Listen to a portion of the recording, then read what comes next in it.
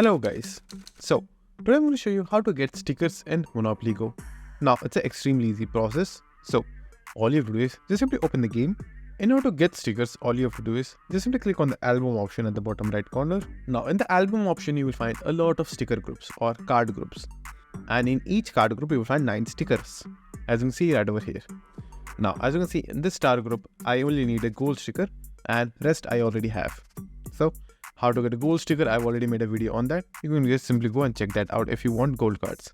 Now, if you want a random or non-gold card sticker, let me show you how. So as you can see, I have the gold card in this group, but I don't have a single sticker over here. In order to get that particular single sticker, all you will do is just simply click on that.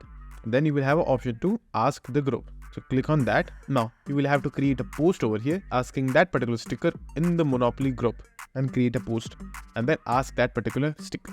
That's one way of getting the sticker, or you can just simply try playing the game and then win the card by chance. So if you're trying to get the sticker by chance, it might take a lot of time.